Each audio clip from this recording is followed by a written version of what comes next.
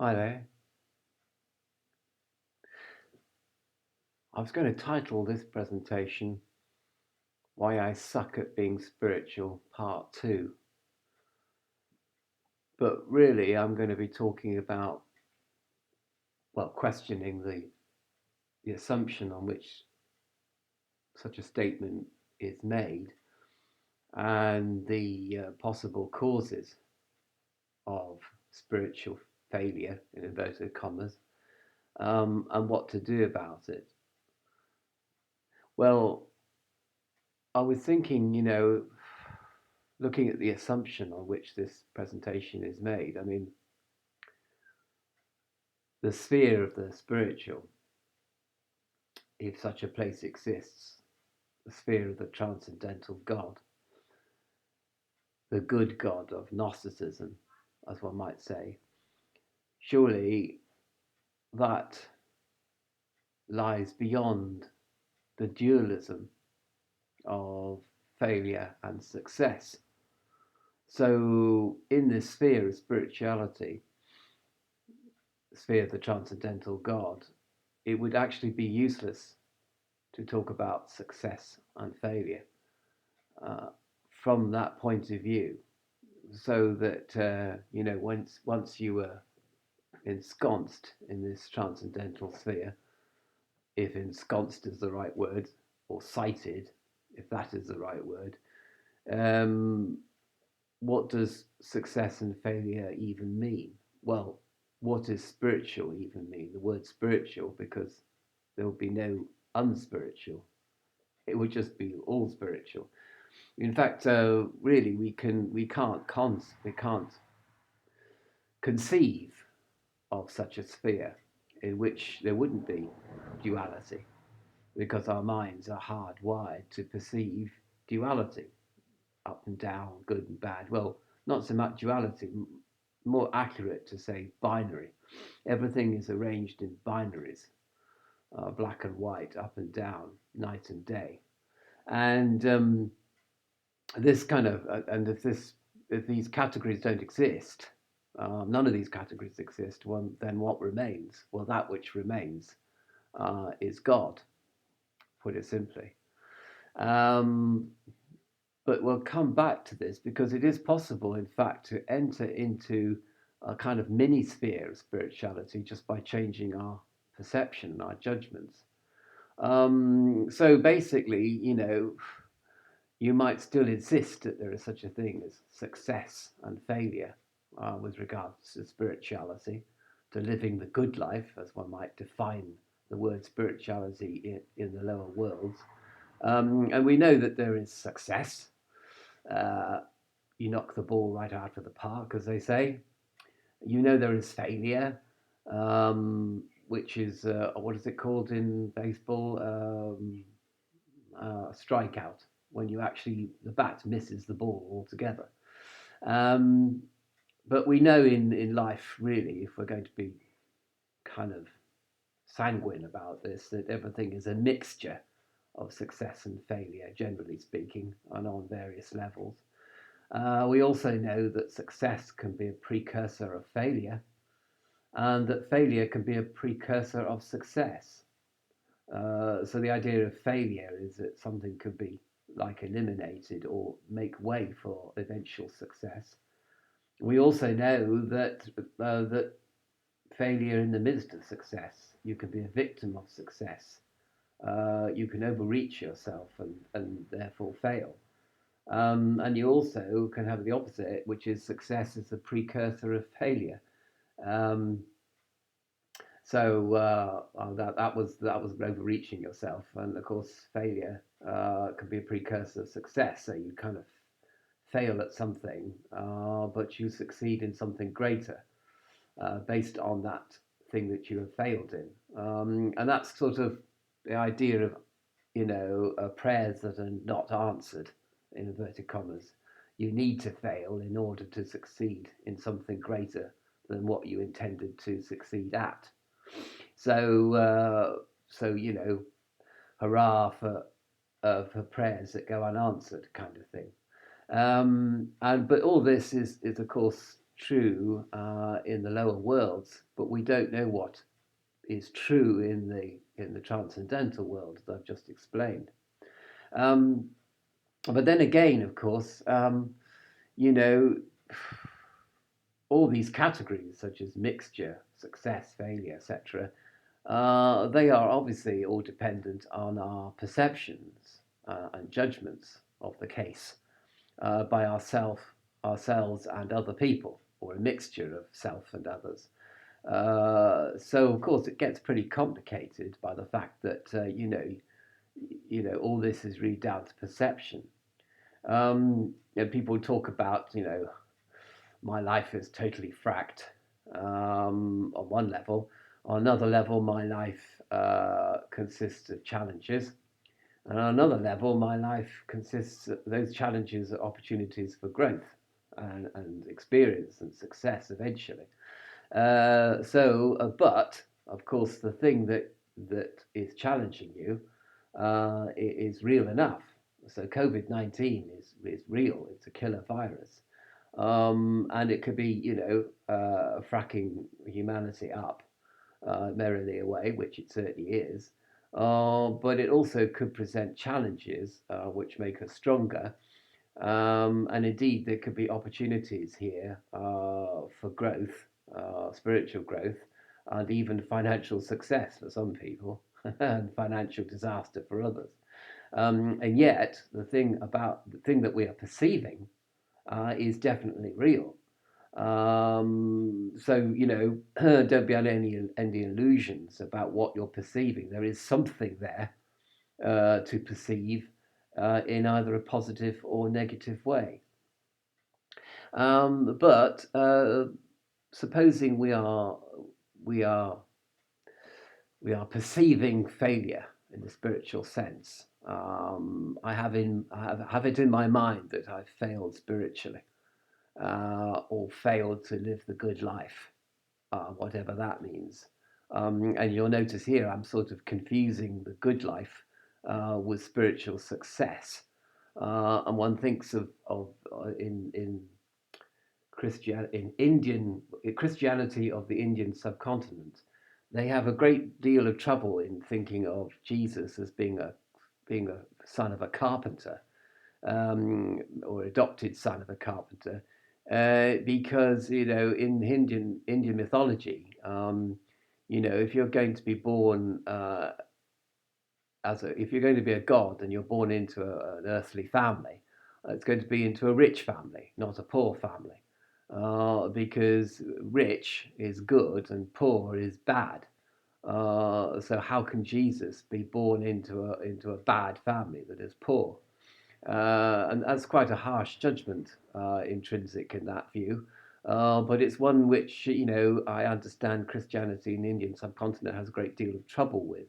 And they really have to make a great big paradigm leap in consciousness to say that Jesus was the son of adopted son of a carpenter, or Jesus was a lowly person. You have to be, well, you can be lowly as in a renouncer, but you have to be born into fabulous riches before you can renounce them. That's the kind of narrative that Hinduism generates in a lot of religions and values and norms, values and beliefs. So you have to have a god, basically, who's born into a man who's rich and the family is rich. What happens after that's okay, but they have to be born into riches. Anyway, be that as it may, I can be looking at myself and I can be saying I'm a bit of a spiritual failure in life. And then inevitably, because we're in the lower worlds, we look for somebody to blame. We never blame ourselves. We look for somebody else to blame. And here we come to the in demons. And these are seen as being as causal entities, non-localized causal entities that cause us either to fail actually, or to perceive failure. And one can think of these demons, of course, as either being literally true, literally existent, or metaphorically existent, or as symbols. And one can see it as them referring to actual failure or to perceived failure. But I mean, it sort of comes to the same thing. I kind of feel depressed and miserable because I'm under the sway of these demons. And of course, down here, I've defined a demon as a non-localized entity that operates within the meaning of a particular word, which has an antonym deemed to be positive. So, for example, you might have the word accurate, okay, and that's generally seen as a positive, has a positive meaning, a positive, positive, yeah, a positive meaning. You know, the word accurate. So the word inaccurate would be a word within which a particular in demon would operate. So, you know, you have the word inaccurate, and that's where the demon operates. And of course, if you perceive inaccuracy within yourself or inadequacy within yourself, the idea there is that the demon feeds on this feeling of inadequacy or inaccuracy, which may be true. I mean, you may be behaving or thinking inaccurately. You may be saying 2 + 2 = 5, or measuring something wrongly with your tape measure. But then the discovery of this incorrectness, the perception of it, feeds the demon with psychic energy, and then it sort of makes you, which then it makes you feel worse about yourself in order to take more energy from you. So that I suppose ultimately the way to deal with all these perceptions and demons and whatever is to reach a place of non-judgment and um, an indifference.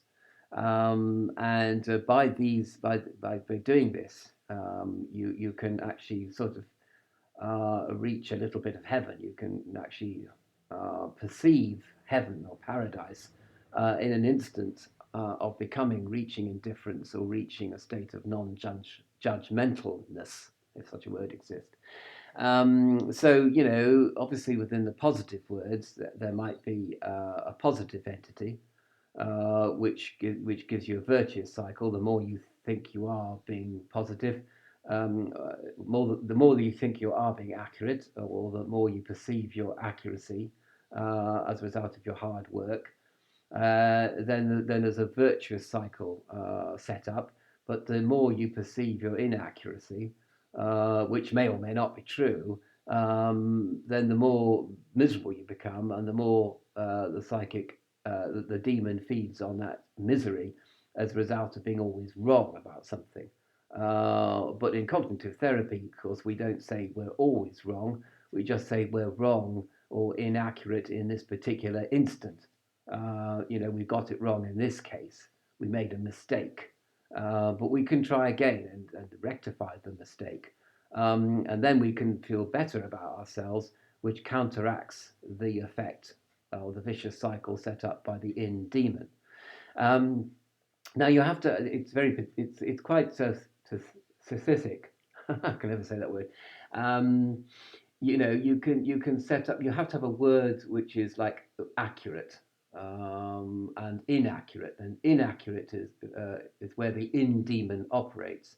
There are some words like insight, which are kind of both positive because you can have insight into yourself, which could be said to be positive, and then you could have sight, which is, you know, the sense of seeing, which is positive as well. So you have two positive words. So there, the in demon might not exist within that word because insight and sight, you know, two words are both positive.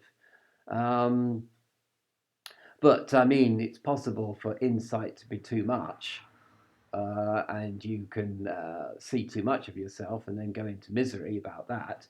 Or it's possible to have, I don't know, too much sight. You know, the people apparently have 20/20 vision, have problems because they have 20/20 vision. I'm trying to think of an example, but I can't. But anyway, there is. So that could have be perceived as a problem in itself, to have 20/20 vision, which is too much. And maybe you're overwhelmed by what you see, and you wish you couldn't see it. So I suppose that's where sight can actually be a bad thing. You wish you were one of those horses that could be blindfolded, and then you wouldn't see the thing you were frightened of, for example. But you see it all too much, and that paralyzes you with fear.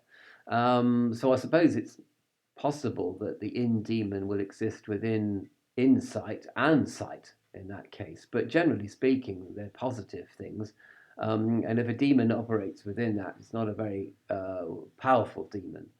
Um, so, what are the great in demons? Well, I spent many weeks contemplating this, and I came up with five of the great demons, the ones that really trip us up, the ones that really set up a vicious cycle within ourselves.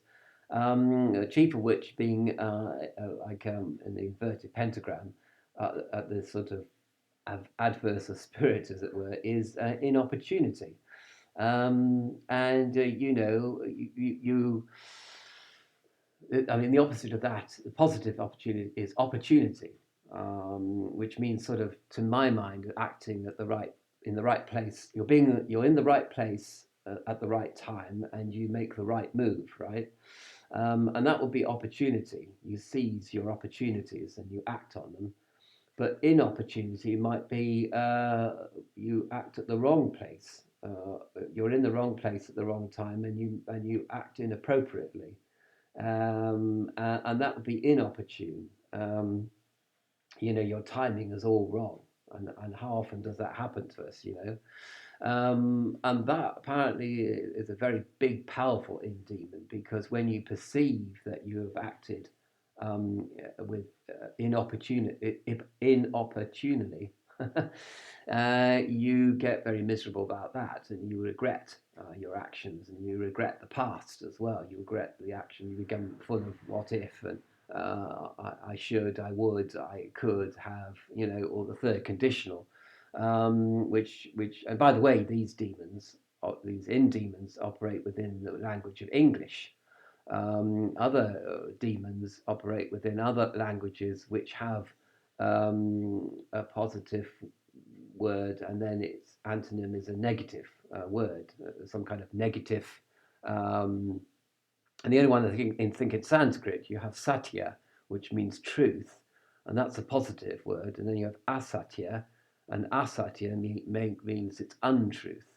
So asatya would be the in demon, as it were, for satya in Sanskrit, for example. And maybe you can think a lot of other obvious examples in other languages, depending on your mother tongue. And so, therefore, we have inopportunity. And then we have, in the sphere of mind, we have incompleteness. So completeness, or the feeling of completeness, is positive. Incompleteness is the negative, and that's where the in demon operates. And I have in mind here the thought that that your intellect is always incomplete. There's always something you could push it further in your thinking, but you don't. I often have this. I often think I have an idea, but I don't push it to its limit.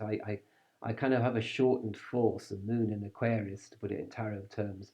I don't follow through. I have no follow through on my ideas, even to the point of not manifesting my ideas. So I feel incomplete. I feel there's something a bit existentially sort of lacking in myself, which makes me miserable.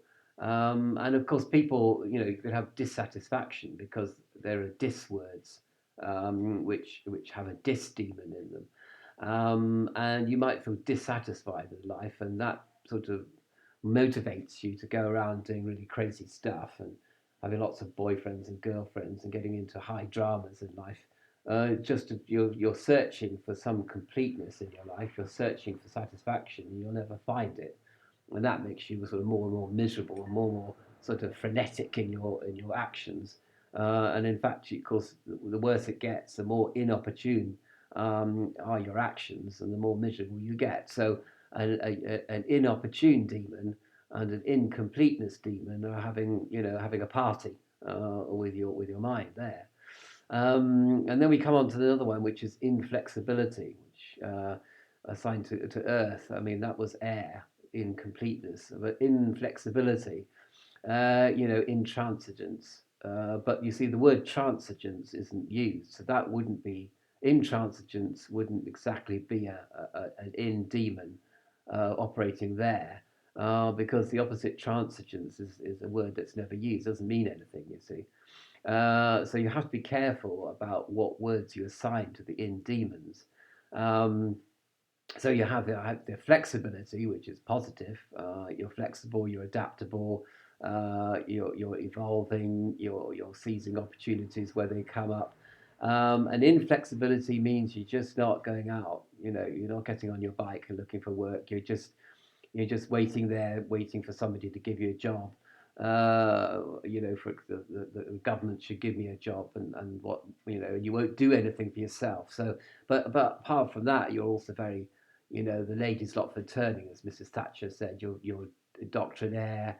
You're ruled by dogma. You're ruled by the little red book, and you won't you perceive yourself to be inflexible actually, deep down, because your ideas and actions don't really correspond with nature, and you actually sort of subconsciously perceive your inflexibility, which makes you miserable on the sort of unconscious level or subconscious level. And the demon, of course, loves that. If the demon can work on your subconscious misery, then that's actually more powerful than misery of which you are aware. Um, so that's one thing also to bear in mind with the in demons. Um, so that's inflexibility, and of course intolerance is very interesting. Intolerance spreads from the sin of pride. And I have this, for example. I don't like discussing Gnosticism with people because I don't want to lose face, or faith for that matter. I don't want to discuss things with people because I feel inadequate. So there you have adequacy, adequate, and inadequate. And yet, conversations actually are very good because they build a reality. You build a consensus based on a conversation or a debate. And you don't lose face. You actually both think better about a subject as a result of debating it, or having a conversation about it, ironing out the problems, ironing out the misconceptions together. I mean, a problem shared is a problem halved. So you have an existential problem of life, and when you discuss it with people in a friendly group, you can actually come up with fantastic ideas and fantastic sort of conclusions that you might not otherwise have come up with on your own.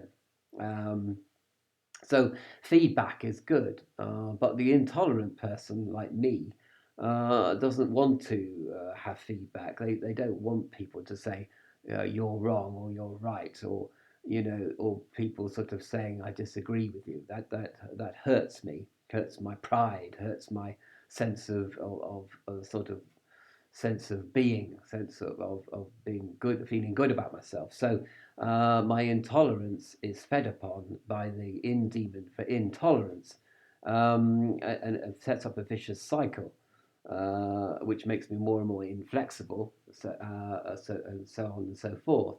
And then the last great in demon is consolableness, if there's such a word. So you have somebody who's consolable, and someone who's inconsolable. So there's a sort of feeling of existential pain, or demons from your past that you haven't exorcised.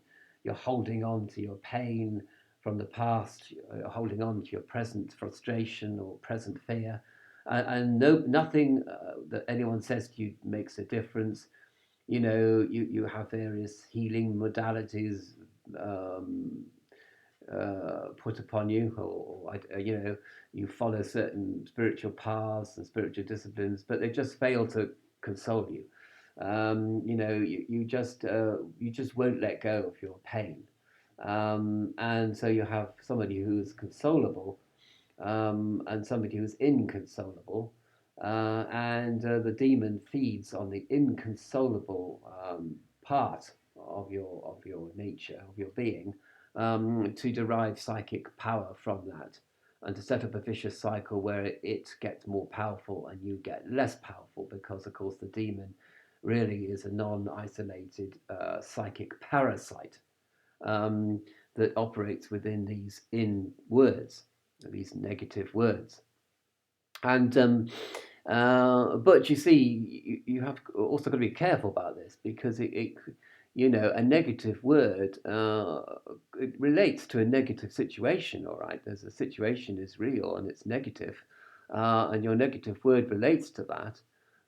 So I don't like positive thinkers, because it seems to me that they're in complete denial, of situations and circumstances which really are negative. You know, and you can't just wish them away, or sort of magic them away by just being positive all the time and using positive language. Um, so as I said, something which is a problem, it is a problem, all right, but it is also and it is a challenge which you've got to overcome by hard work. But it's also an opportunity for growth. And these three statements are all true. All three statements are true. So you can't deny any of the three statements. You can't say, "Oh, there's no problem," or you can't say, "Oh, I'm not going to do anything about it." And you can't say, "Oh, it is an opportunity for growth," because it is, or maybe with a bit of effort. But of course, all this discussion, as I said, is really about the lower worlds, and the perception of things which happen in the lower worlds, which um, we perceive individually and collectively. And as I said, perhaps when you reach a temporary state of indifference, or non-judgment of a situation, then you can attain, sort of like instantaneously, a little bit of paradise. You can have a sort of a vision of God, or a vision of the transcendental sphere, in which the words success and failure do not apply. They simply don't apply. And then you can kind of look at yourself reaching indifference, and non-judgmental attitudes, and see how that feels, and how that feels may kind of be a little bit of heaven within yourself that is opening up, as it were, and you get an idea of what it must be like to live in a sphere which is pretty much beyond our concept, pretty much beyond our comprehension, because it can't really comprehend of a sphere, or an existence that isn't dualistic, that isn't binary, as one might more accurately say. Um, so, where does this leave this? I mean, what can we do about these in demons? We can certainly change our perception. Um, we can certainly see opportunities there. We can certainly see challenges and meet the challenges, sort of step up to the plate. But we also have to recognize that the demons are have an effect on us. Whether the demons exist or not is neither here nor there. The effect that these demons have, which is to make us miserable, and make us paralyzed, and make us unable to do stuff for ourselves, the effects are real enough. Whether the demon is supposed to be a metaphor, or symbol, or an allegory, or a real existent non-localized intelligence, um, you know, that we can, I don't know, we can perhaps do something about on a psychic, ritual, magical level. It doesn't really matter. So I hope I've sort of shown that there is a sort of complete circle going on here. We started off, saying, well, duality doesn't actually exist, and then we discover it does exist, and then we discover that we can change our perception, sort of temporarily, and we can go through a sort of cognitive process whereby we move from being overwhelmed by a problem to finding a solution to the problem or solutions to the problem, and other people can help us reach this logical position. We can reach it ourselves. But we must also be aware that the great in-demons are operating on whatever level they operate at, and these demons exist, or inverted commas. Do we change our perception of them, or do we wave a magic wand and they go away? Well, I think whatever method really floats your boat, really. I mean, if you're one of these sort of Buddhist types, then you'll sit down and go into mindfulness. Or if you like waving your magic wand about and exorcising demons, then by all means go for that. It's whatever you like to do, really, whatever mode you like to operate within. So that's basically a kind of a cycle or circle of thought that I've gone in during this presentation, and it could be, of course, that once we know about these demons, once we know about inopportunity and inconsolable, the inconsolable person, you can ask yourself, am I being this inconsolable person? Am I being this inflexible person? And then you have knowledge. You have knowledge of the demon inside you. You have insight into your state of mind. And that may help you a lot. Maybe the first step that you need to take in order to learn how to live the good life, which could be a definition of spirituality within this limited lower world, and it could point you within yourself to that which lies beyond the misery and the suffering of the lower worlds.